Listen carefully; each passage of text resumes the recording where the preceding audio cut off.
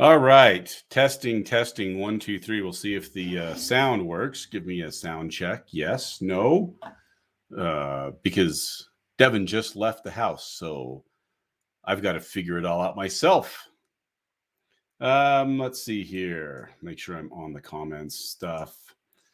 And what is this banner going across? Okay. Yes, yes, good. Speak slowly. I will try my best.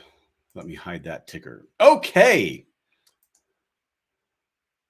Welcome, everybody. This is Andy with Family History Fanatics and our bi-weekly live stream, except there's no Devin this week. So I have to do the intro. I'm going to get myself comfortable in the chair. And if I mess up or do anything weird today, then that's because Devin's not here to actually do it right. It's just me. Today is basically a DNA free-for-all questions. And so I've tagged lots of questions that have been put in there already. Feel free to put questions in as we're going or follow-up questions on any of the questions that we ask. We do have a DNA deep dive for those of you who are channel members right after this one. So about 11 o'clock our time. And we hopefully actually have one of our viewers on, Sherry Stokes, who will be going over, I'm not sure what to call it yet, but a modified leads method that she has been using based off of several of the videos she's seen me do on other things, as well as a leads chart. And so hopefully we'll be able to connect with her. And if not, I have something else in mind as well. Other things. Oh yeah, if you're not a member, then you can click on the join down below to join FHF Extra. It is $2.99 a month, and you get access to all of our backlog on that, as well as the extra live streams and webinars that we do each month just for members. Also, if you haven't liked this video, then feel free to like this video and click on the subscribe button if you're not already a subscriber. I think that is all. Oh, good. I see Sherry on there. So Sherry, yes, hopefully we will get with you afterwards. And I did send you an email, just so you know, Sherry. There's, I think, one other file that I need so that we can be able to look at everything and explain it all, have you be able to explain it all with us. Okay, so with that, let's get in and hopefully this will work. Let me get a blank screen up in case I need to draw something.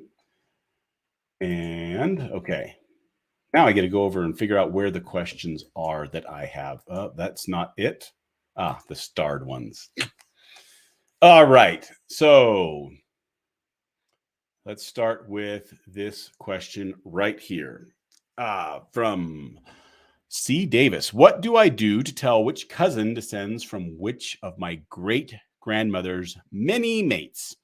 First cousin once removed to second cousin twice removed cousins in ancestry DNA may be half cousins or full cousins. And you have your family tree built to your great-grandmother. Okay. So when you're dealing with half relatives in this case, the key to figuring out which cousin descends from which one really is a matter of, how to put it, you got to have lots of people that you've tested, and you basically have to cluster these cousins together into who they match with. So for instance, you're talking about first cousins once removed to second cousins twice removed, which is good because that's usually, except on the tail end there, that's usually going to be good enough to tell the difference between whether they are half cousins or full cousins. So let's pull up. Let me share screen here. If I can remember how to share a screen. Okay, that didn't do anything. Oh, I know why. Because I need to add a screen. That's why. Share a screen.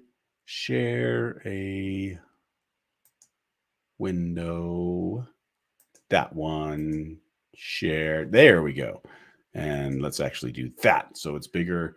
I'm going to hide your question here. All right. So on DNA Painter, just going over to the shared CM tool to get to this nice chart right here. The good thing about half cousins and full cousins is in the first and the second degree is they are usually sharing enough DNA that you're going to be able to distinguish it. Not always, but usually. For instance, if we take a half first cousin, we can see that they're primarily going to be sharing somewhere between 400 and 600 centimorgans for a half first cousin. Whereas a first cousin, they're going to be more in the 800 to 1,000. Now you can see here there is some overlap down on the tail end, but the majority of the people are going to be distinct. Okay. And so that's the first thing, is actually separating out whether they are half cousins or full cousins. Now, once you know whether they are half cousins or full cousins, or at least you have a good idea of whether they are, the full cousins, you can easily distinguish then between your own line, because you have your own line back to your great-great-grandmother, it looks like. So then the half cousins. Now, in this case, it sounds like the grandmother had several mates. So we're not just talking about 2, but maybe 3 or 4 or 5. And so you know that you're descended through one of those. And the question then is how do you figure out which of these other 4 any of these other cousins are descended from? Because from a half cousin standpoint, it doesn't matter which one of those they are, they're going to show up the same way as far as the amount of centimorgans that is shared with you. So in this case, what you need to do is you need to basically take all of those cousins and you need to start clustering them. Now with Ancestry, it is difficult because the information that you need is how much this half second cousin shares with this other half second cousin rather than with you. Ancestry, you can see how much you share with them, each one of them, but you don't see how much each of them share with you. So how can you do this on Ancestry? Besides obviously emailing them and asking them, that's probably I'm not going to say the quickest way, but that would be the easiest way if people would answer, but people don't always answer. And so what you need to do is as you find certain ones that you can trace back to one of these other spouses, partners of your great-grandmother, you sort of have to anchor those people and start looking at the other matches that match them. First off, because they are going to be closer to, or because, how about this? The cousins that match them that are full cousins, obviously are going to be sharing that same great-grandfather or great-great-grandfather. And so they would show up on the list. Again, no, but you'd have to have their information. So again, I'm trying to piece through how you can tell this in Ancestry, since that's what you said. With other websites like MyHeritage, they show you how much they share with each other, or 23andMe, or GEDmatch. And so it's actually a lot easier to figure this out on those websites, because if they show this being half cousins to you, but half cousins to somebody else, then they're not in the same line. But if they show this being half cousins to you and full cousins to this other person, well, then you know that those two belong in this little family group descended from that same great grandfather that is not your great grandfather. So back to Ancestry. How can we do this? I don't think there is a way on Ancestry that you can do this. You really need to be able to get that information from them. Besides building out their tree, but my guess is in this case, there might not be a lot of documentation that shows which of these great-great-grandparents there are. And so this might be a place where you are stuck until you get further information from these people. And I know that's not a very satisfying answer. But that is one of the limitations that Ancestry has. All right, let's go to our next question here. My father's DNA is very Irish, and that is a country I have the fewest paper trail to. Could he have just inherited all the Irish? Ad would have his ancestors. No. Well, okay. Possibly. But that's really unlikely just because of the randomness of DNA. Now, the thing, I guess, with Ireland in particular, as far as when you're looking at Europe in general, is there's been lots of migration from Ireland, not only to the United States, but also to England, to Scotland, as well as to various other countries throughout the world, including Australia, South Africa, New Zealand, Canada. And so even though you wouldn't think that there's much paper trail back to Irish, and these migrations have been going on for centuries, really. So even though you don't necessarily have a paper trail back to Ireland, it's entirely possible that his ancestors immigrated somewhere else first prior to whatever the last immigration that you can find is. And so it might not be real easy. Now, if it is in the British Isles in general, and if it was within the last 200 years, usually the census records might be a place that you can find some clues. For instance, I know in the British census records, they list the birthplace in, I think, all the way back to 1851. Might be a little bit after that. So if you had somebody who had immigrated from Ireland to someplace in England, finding them on the census record in England might show that, hey, their birthplace actually was Ireland. For that. Yeah, but as far as inheriting just the Irish, like I said, it's possible, but extremely, extremely unlikely. So I would not use that as a going theory as far as trying to solve where this person was from. All right, next question is, this is a good one here. Ruby's Rescue. How can I get professional help finding biological parents with endogamy throughout my Louisiana line? I believe this line is paternal. All right.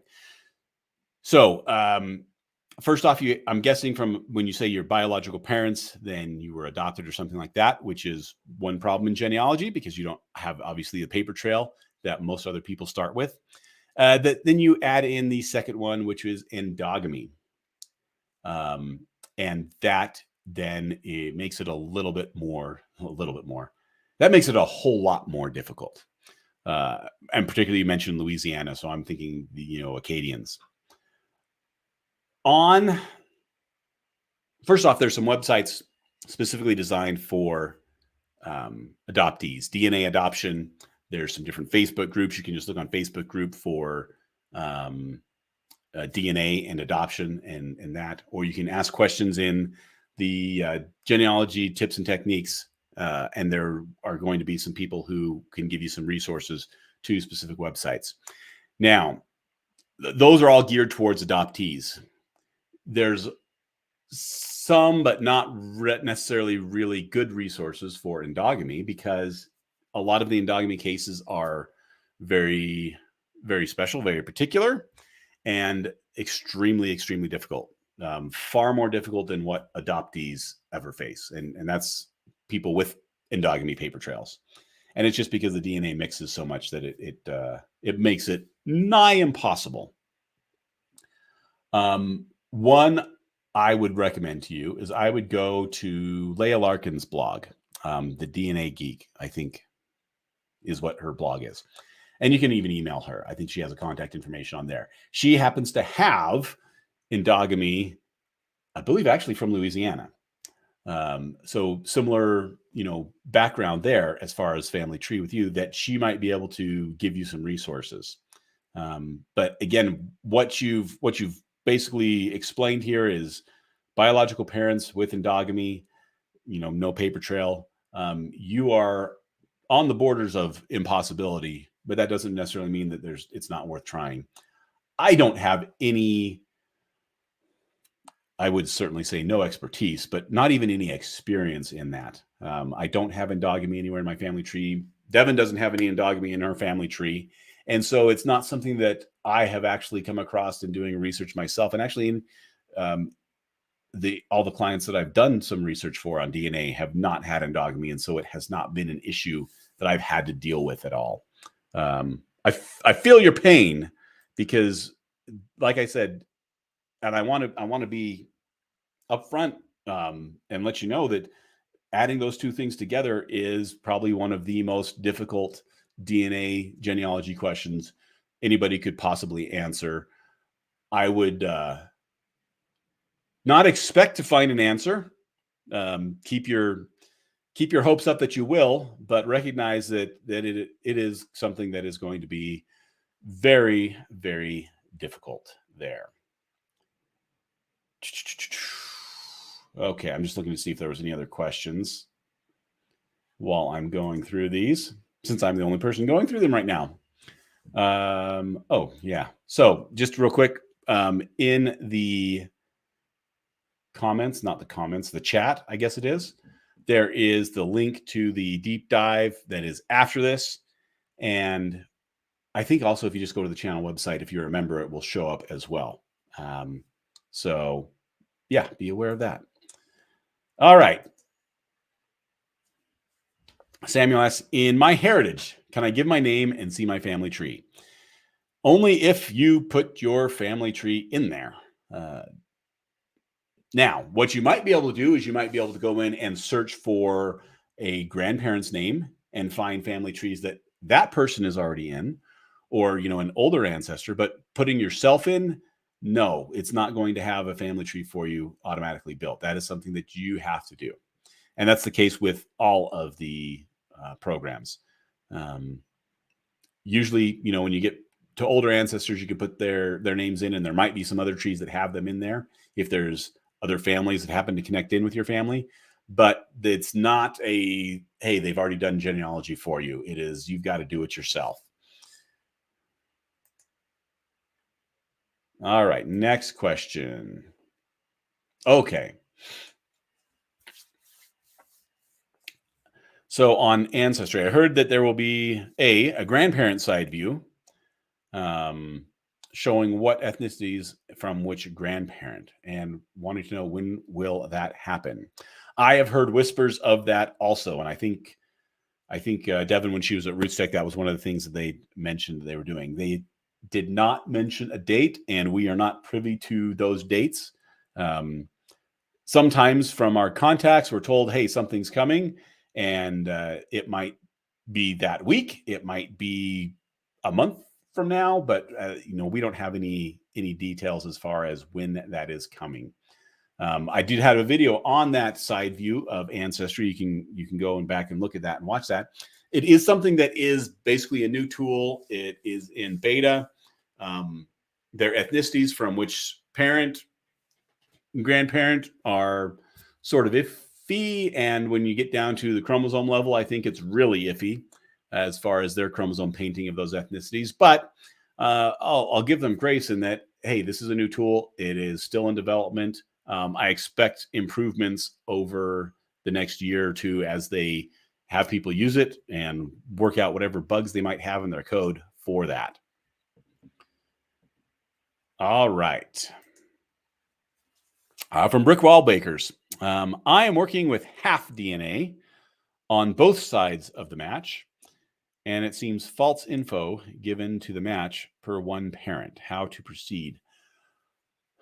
I'm going to need a little bit more information here because I'm not quite understanding what you mean by half DNA. If you're talking about half relationships on both sides of the match, and it seems false info given to the match per one parent. And that phrase there, I'm not sure what you mean by that. So Brick Wall Breakers, put some more information into the chat to help me out here, and we can see if we can't get that question answered for you. All right. Gianni Montani. I did my heritage on me, my paternal cousin, children, and mother. I'm guessing that children and mother is for your paternal cousin, or is that for yourself? That might be for yourself. Plus family tree DNA, Y DNA. What are the ways to look for a natural paternal grandfather in a small town where marriages were between consanguineous? Okay, and so for those of you who don't know that terminology, basically we're talking about close relationship marriages like first cousins or second cousins type of thing. Okay, so what are the ways to look for a natural, a paternal grandfather? So from that question, that tells me first off that you don't know who your paternal grandfather is,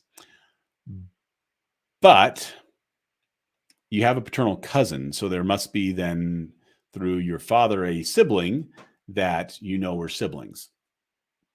So I think the first thing here is to figure out whether or not this cousin is a full cousin or if they are a half cousin. And you can do that simply by looking at how much DNA that you share. We showed that before. Let me pull that screen back up. This would be a case where, hey, if we are a first cousin, then you should be sharing somewhere in the neighborhood of 800 to 1,000 centimorgans. Whereas if this is a half first cousin, you'd be sharing roughly half of that. Now, once you know whether this is a full or a half, what that tells you is it tells you whether you share the same pair of grandparents or whether you share only one of those grandparents. And if you happen to be half first cousins, you only share one of those grandparents, well, then you have to figure out whether this is through a grandmother or a grandfather. And in order to do that, you're going to need more matches. Now, these can be matches that you find on MyHeritage that, let's say, they match, hopefully ones that match both of you. But you also want to look at some that match you and not him, or him and not you.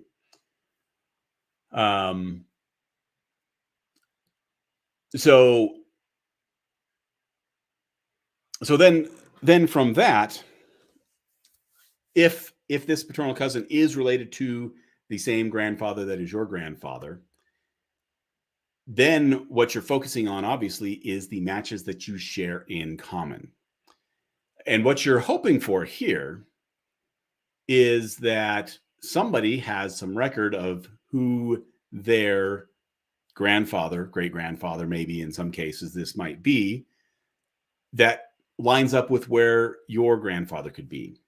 And so that might be using things like the Watto tool once you have several of these matches to find out how different people fit into the family. You can also use, we did a review of one, a couple of weeks ago, the auto kinship tool, where it's looking at several of your matches and figuring out where they all fit on a family tree so that you know whether or not you guys share a grandfather or great-grandfather or great-great-grandfather for that matter. And whenever, I mean, if you find a grandfather from that match, that's great. But more than likely, my guess is you'll probably, through second and third cousins or fourth cousins even, you might find a great-grandfather or great-great-grandfather. And once you've found that you identify that all of you share, then you can start to do descendancy research. Basically, identify who all the children of that great-great-grandparent or grandparents are and go down from there. And then at your level, you'll basically have this list of people that is the potential of who your grandfather is. And from that, it's a matter of eliminating people by different ways. One, you can use DNA, people that are directly related through that. So other cousins of yours are going to share a lot more of DNA than, say, a what would that be? A second cousin? Yeah, second cousin or even third cousin. So you're going to be looking at that. But then the other thing is you can also start to look at records of each one of those people and see, well, where were they? And you might find that, hey, there was one of these kids that's a potential for your grandfather, that he actually immigrated to America before he could have had kids that would have resulted in your father or whoever else it is that you're directly related through. And so you can eliminate them in that case. Or maybe somebody died young, 10 or 12 or 13 years old. And so they are not a real possibility for that. So that's something to just start there. Now, obviously the hard part is that last part you say, where marriage is between consanguineous. And what that means then is that you're going to have some of these matches that may be double or triple cousins or something like that, where they're related in multiple different ways to you. And the key there is drawing out family trees of everybody and identifying each of those different relationships and keeping track of them, because they affect the amount of DNA that you have. For instance, this paternal cousin that you tested, if you are only related through this one relationship and you're sharing 1,000 centimorgans, then he's going to be a full cousin. However, if you're related through multiple lines, and let's say he might actually be, a double second cousin, triple second cousin even to you. And that's why it's showing so much DNA. So it's not going to be a quick, one afternoon thing. And you're going to need lots of matches to do that. And you're going to need to build trees with those matches, either through their efforts of building a tree or just through your own efforts of building those trees out to try to figure out how they all connected. And in this case, this is a real jigsaw puzzle for you. It's not as straightforward as many of the other questions that people have. It's going to be a lot more difficult than just that. All right, let's go back and let's look and see what other questions I have. And if I miss your question, I apologize. Again, I'm going through this. Going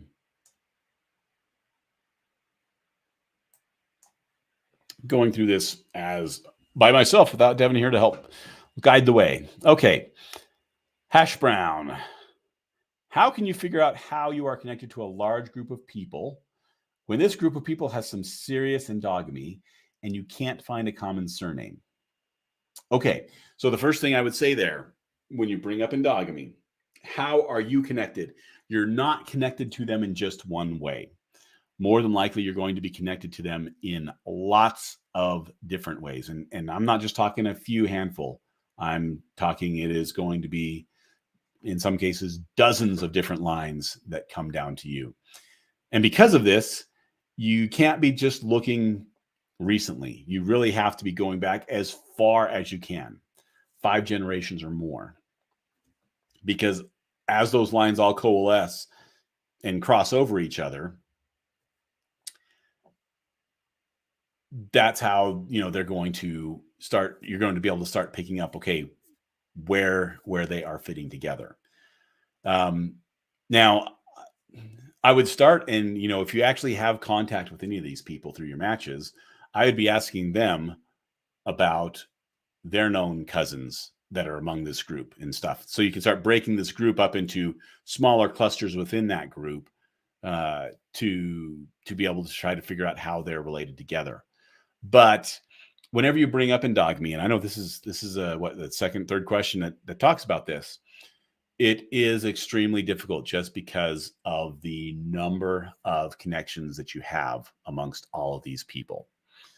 So keep at it, but you're gonna have to be getting in contact with people and getting a lot more information.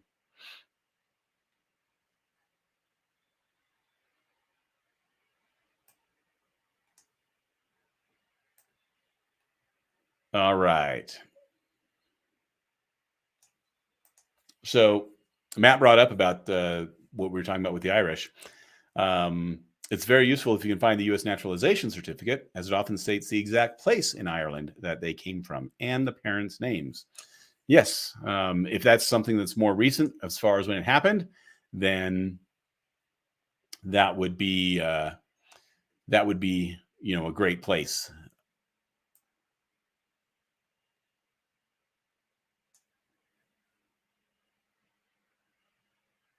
Okay. Hash Brown, just to further on what we were just talking about with their comment here. I have connected literally hundreds of my ancestry DNA matches from this group, and I believe that fully when you're talking about endogamy. My guess is if you look at my ancestry DNA matches, I have probably 20,000, maybe 30,000 DNA matches on Ancestry. My guess, Hash Brown, if I looked at the total number of matches you have on Ancestry, it's probably 80 or 100,000 or even more. I've heard of some people that have upwards of 400,000 just because of the endogamous communities that their ancestors are from. Me and my first cousin both have these matches, but still can't find out how we connect to them.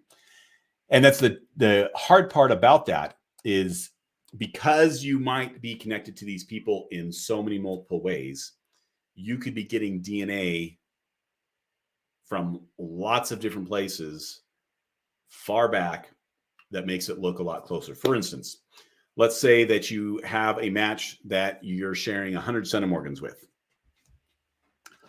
but you can't figure out how they're related, but you know it's an endogamous population. It's entirely possible that you are actually connected to that person in 10 different ways that you're getting DNA from. And with endogamy, one indicator of that is the number of segments. So usually once you get to, fourth, fifth, sixth cousins, you're probably only sharing one segment with them in a regular non-endogamous population.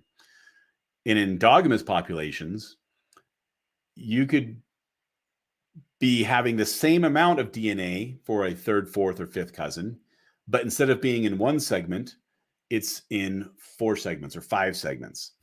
And rather than sharing one ancestor, obviously, where if you just have one segment, then you're getting that from one ancestor, you're getting that from 4 or 5 different ancestral lines. And so each one of those is actually probably much older.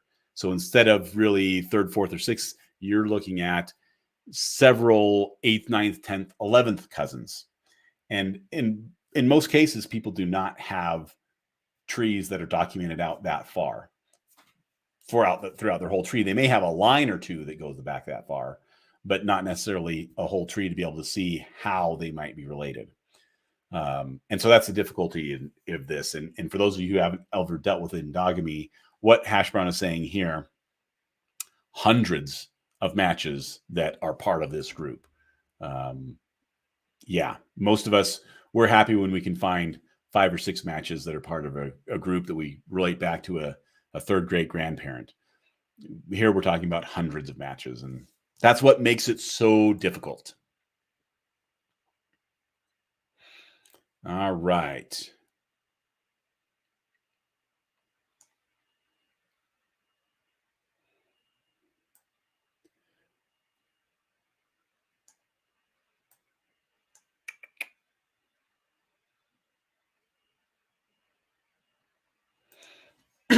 Okay. Erica says, I had a very hard time finding my father. Didn't know I was Native, and he resides in Canada. I found so many second, third, and fourth cousins. It was so hard. I basically related to everyone on Manitoba Island. All right. I think we have a theme here today. Where of endogamy or things that are close to it. Now, I don't know, Erica, if endogamy is in fact a issue in your ancestry, but the clue that I have is that you're basically related to everyone on Manitoba Island. And that's one thing that you can find is it doesn't always mean that, but if you are related to everybody from some little place, then there's a good chance that you might be dealing with an endogamous population. Now, we know about lots of endogamous populations. For instance, we've already mentioned Louisiana, the French Canadians, the Amish, although there's not that many Amish that are doing DNA testing. The colonial Connecticut, some of the basically the Mayflower group, some of the first colonists from Connecticut are quite endogamous, just because of the size of the populations and who was marrying who during that time.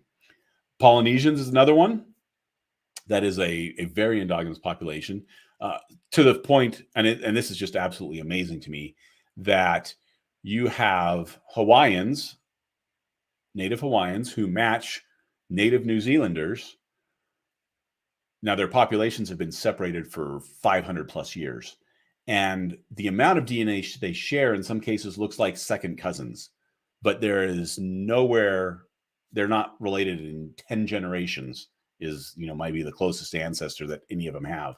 But they share so much DNA because of all the different connections that they have that. The Ashkenazi Jews is another endogamous population, if you have that in that.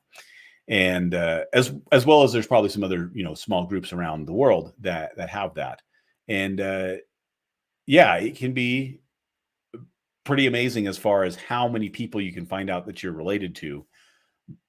Again, with a lot of the cases, you're very distantly related, but because you actually only shared a small part of the DNA with them, but you also shared a small part of DNA with another group in the population and another small part. And so it looks like you share more DNA than it looks like you are more closely related than you really are.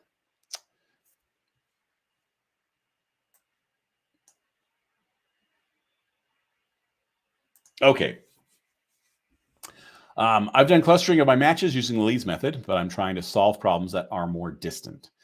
What are your thoughts of adding matches in groups up to 10 to 50 centimorgans? Well, I actually do that. I say, hey, this is great. Once you have identified a specific ancestor that group is a part of. So, for instance, if you think of a Leeds chart where you have your different colors, and let's say that you identify, hey, this red color here, this is through my paternal grandfather. Well, knowing that now that's through your paternal grandfather, you're going to have some of those matches that you actually know is through your paternal great-grandfather and your paternal great-grandmother or something like that. You're going a generation back that you know how they're related. From there, you might as well start dividing that group up into other groups. And actually, that's what Sherry was talking about and what we're going to be talking about in our members-only live stream here afterwards in about 20 minutes, it looks like. We're going to see what method she has been using that I think is doing exactly what you're talking about here, Matt. So if you're not a member, you might want to join and listen in to the live stream afterwards.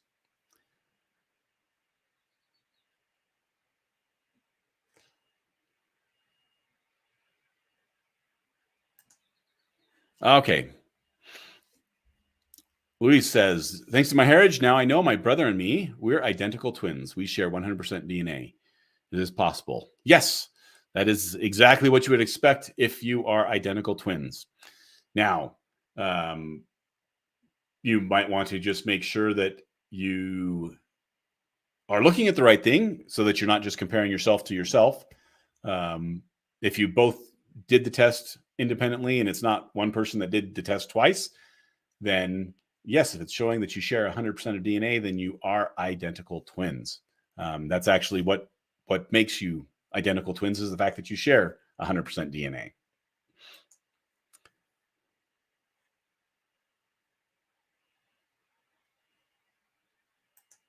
All right. Rogerio says, I took a test for my heritage and all ethnicities made sense, but 6.1% of Middle Eastern. I am from Brazil, very mixed. In fact, I think Brazil is probably one of the most ethnically mixed populations in the world. Just from a skin tone standpoint, you have Brazilians who are as light-skinned as any European, and you have Brazilians who are as dark-skinned as any sub-Saharan African, and you have everything in between. It's actually a pretty amazing place from a genetic diversity standpoint, just because of all the groups that have made it to Brazil. So I have a genealogical tree done for most branches out to about 10 generations. And so no Middle Eastern that you can see there is what I'm guessing. No Middle Eastern ancestry, but you have a significant percentage. Now, 6% Middle Eastern actually is pretty significant. Usually if I say, 1 or 2% or less than that, don't really worry about that. That might just be noise. It might be real, but it might just be noise. But 6% is really on the pretty definitive end there. On the other hand, the thing I see about this that could be an issue is Middle Eastern also happens to be right on the Mediterranean. And that would include many people from Italy, from Spain, south of France, Portugal, as well as North Africa. And a lot of those peoples we know helped to populate Brazil. The Portuguese, definitely, but the Spanish also, as well as some Italians, as well as some North Africans in various ways. And so it's entirely possible that that's not really Middle Eastern.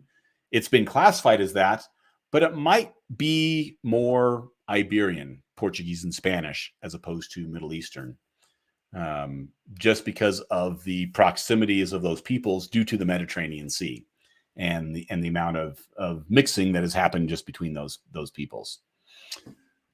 So I would look at it that way, particularly if you've done a lot of that research and you don't have any Middle Eastern in those 10 generations. I would be looking elsewhere.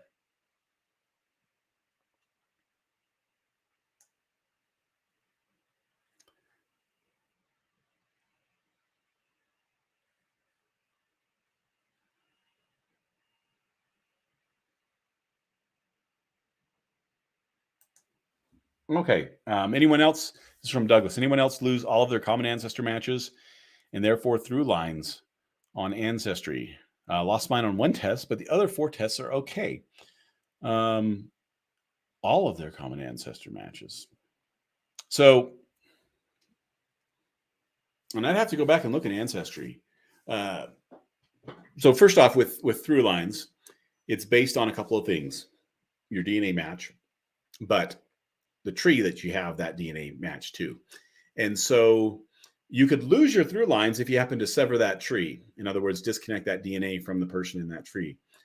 You could also lose through lines to other individuals if they happen to do that. But that wouldn't necessarily lose all of your ancestor matches. Now, you say all of your common ancestor matches. That to me sounds like the match list. I believe in Ancestry, there is a thing that you can toggle to not share with others. It's in the settings, I believe it is. I haven't been on there today to look at that. But if that got flipped by accident, then yes, you would lose all of your matches. You'd lose all of your through lines. That's the only reason that I can think of, other than a software glitch on the back end of Ancestry, in which case I would, email them to find out, hey, is there something going on with that there? And because I've heard all sorts of different goofy things that have happened on not just Ancestry, but any program as they're dealing with the code and everything there. So those are the only 2 ways that I can think of why you would end up losing all of your matches. So I would look into that, Douglas.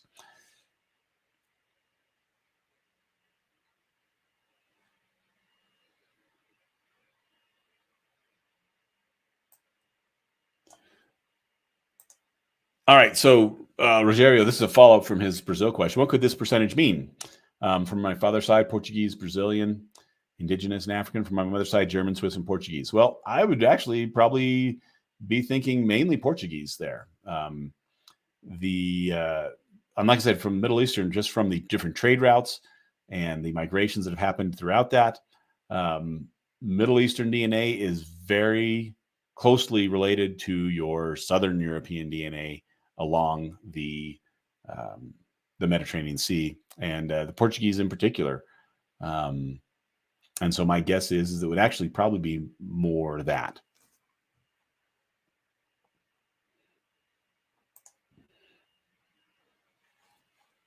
All right, so Ribble Gibble. My mystery grandfather on my mom's side is Welsh. I was contacted by someone who matches 422 centimorgans, 14 segments. She is either a first cousin 1 times removed or a half cousin. Okay, since mystery grandfather is my mom's father, this would be a first cousin once removed. So let's go pull up this, this thing here. So first cousin once removed. So you have your mystery grandfather. So we have a mystery grandparent up here. And she is either a half cousin or a first cousin once removed. And you can see here that a half first cousin is 449. First cousin once removed is 433. So yes, that is the case. And so to answer this question then, if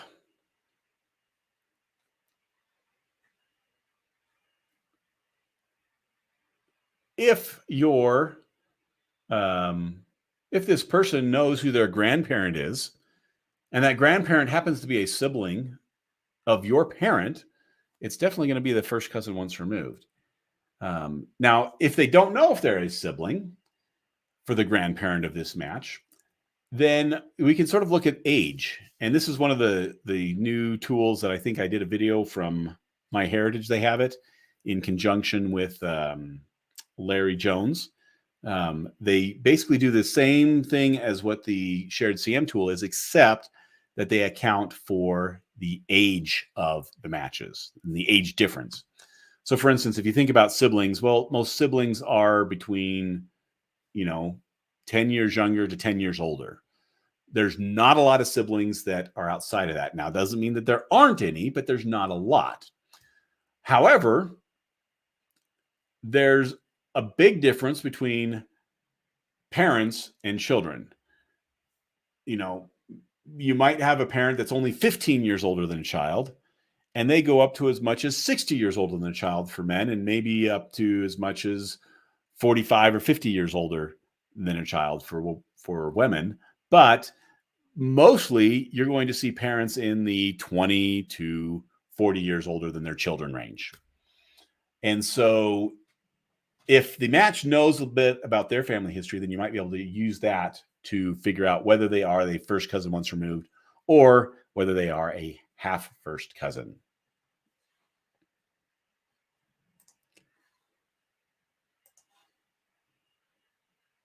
Let's see here.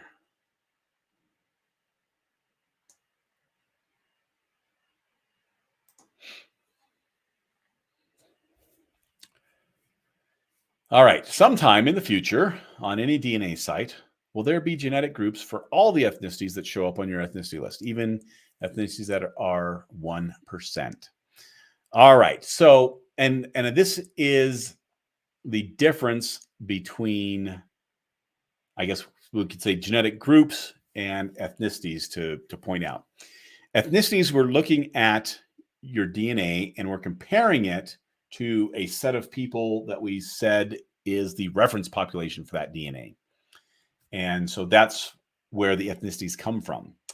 On the other hand, genetic groups are usually looking at a group of people that not necessarily all of them share with each other, but there's a lot of sharing of DNA between them. And from their family history, family trees that they've had, they have some commonality. And this commonality can be a specific ethnicity, but it's usually more tied to things like immigrant patterns. For instance, if you look on Ancestry, they will have genetic groups for the Mayflower descendants because they were a distinct group. But there's also groups for the Irish that immigrated to the Appalachia, which is different from the Irish that immigrated to the New England area, and so on. And so while you may have some ethnic component to this, it's more based on commonality between trees. Now, is there ever going to be a DNA site that has it for every ethnicity? Again, since it's not based just on ethnicity, I'm going to say the answer is no. And the other reason why I'm going to say the answer is no is because there's got to be enough people to form this group. Usually you're talking about dozens or hundreds or even thousands in some cases. And which means all those people have to have trees that correlate back to some certain group of people. And they all have to have tested as well. And so, yeah, I don't think that's ever going to happen for all of your ethnicities. Will it expand? Certainly. As more people test, there's going to be more groups that it expands to, but I don't think it is ever going to encompass everything.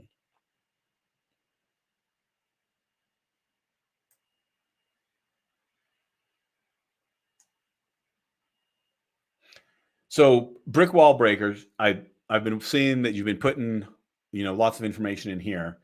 And as I've been reading it, I think the answer to your question is not going to be easy. And so what I'm going to do is I'm going to go through and compile all of your comments afterwards. And I'm probably actually going to make a video on it just because it sounds like something that's going to be in depth enough that I can do that. So just so you know, brick wall breakers, keep on adding anything more. And yes, email me with whatever information that you have. That would be best. Because like I said, I think what you're describing here is actually going to be a good video to make. Okay, next question. We still got about 5 minutes or so. With DNA Painter, what is the chance of two apparently matching segments from different sites, say 23 and MyHeritage, being triangulated? I know they are phased correctly. Well, of two matching segments,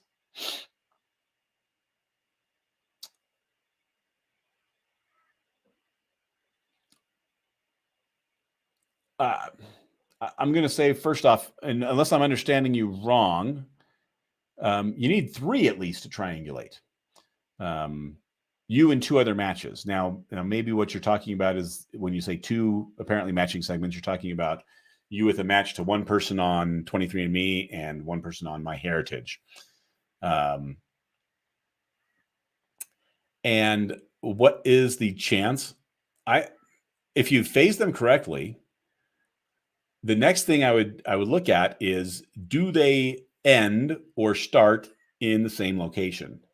If they end or start in the same location, then I think there's a very good chance that they are triangulated. If they're just overlapping, then there's still I think a good chance, but not as good for that. So yes, you can do triangulated segments from different sites. Obviously, you have to have access to that segment data to be able to do that. But the key there is you've got to be able to compare each of the different matches.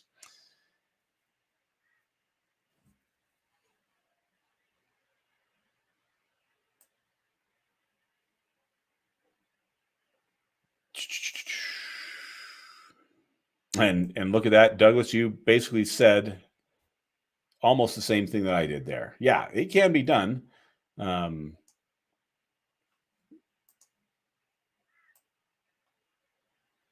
Let's see. Ooh, this is a good one. Luke, how do you think AI will improve DNA match technology in the near future? So,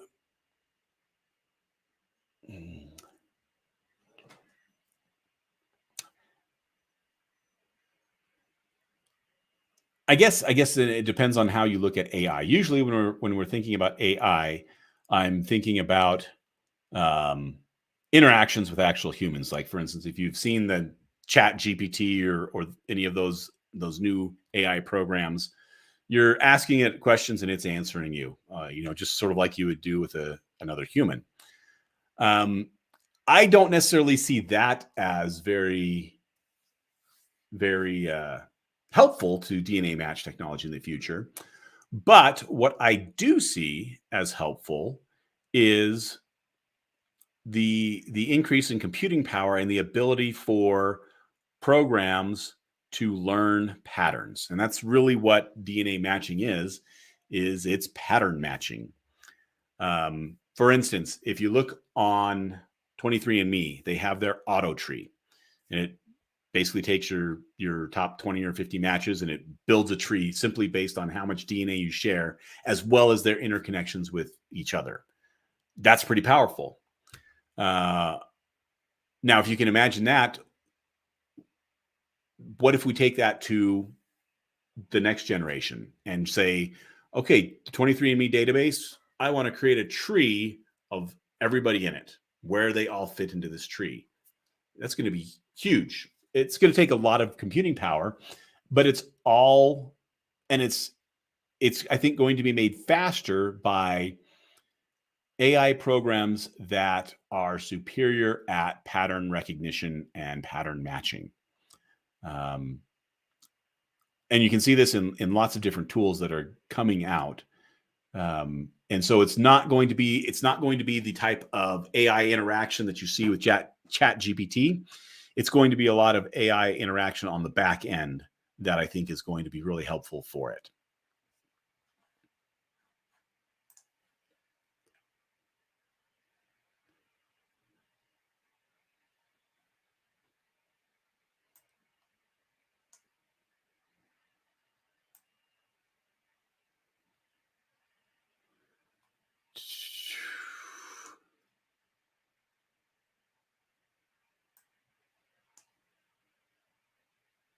All right. I'm looking for one last question here.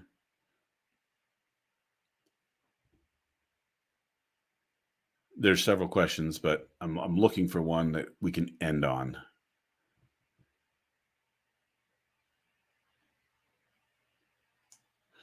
Okay. We'll end on this one here.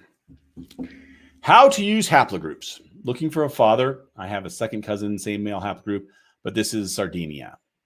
12,000 trees based on the DNA match so far, but really lost. So haplogroups from a genealogy standpoint, I think, are very limited. I don't use them for searching because in most cases, haplogroups indicate a common ancestor that is 1,000 years or more, sometimes tens of thousands of years old. And so it's not very helpful because you don't necessarily have records that go back to any of the most recent common ancestors of haplogroups. And so what I would say to you, Pearl, here is I wouldn't worry about haplogroups. I would focus on your matches and finding common matches between different groups for that. Now, it sounds like you're already doing that. Recognize that that's not always going to work out because the matches that you need may not have tested yet. And so in some cases, you're going to have to wait some time. All right. So let me go see here. So once again, yep, we're about out of time here. I'm going to be closing this down and getting this other one started. And Sherry, if you're still listening, watching, I think Devin sent you the link. If not, then at least log onto the thing and we can get you in the room and I can send you the link there to log in so we can go and look at stuff in detail. What we're going to be doing is we're going to be looking at a leads chart, but we're going to be looking at more of an expanded leads chart, sort of like what one of our questioners asked about with expanding out to smaller and smaller segment or smaller and smaller matches and being able to place them where we want within the group. So if you have questions or if you have any ideas for our bi-weekly live stream, then feel free to email us. And I think I'm not sure which videos are coming out next week. Otherwise, Devin would be here and she could tell you. But I will be able to. We'll both be back in 2 weeks, and we'll be. I don't know what else is going on. Oh no, I take that back. Next week, Devin's going to Alaska to do a seminar up there for the Anchorage Genealogy Society. So yes, in 2 weeks, we will both be back, as far as I know. And I don't know what the topic is, but it's something genealogy related because that's what our channel is all about. Thank you all very much, and we will see you later.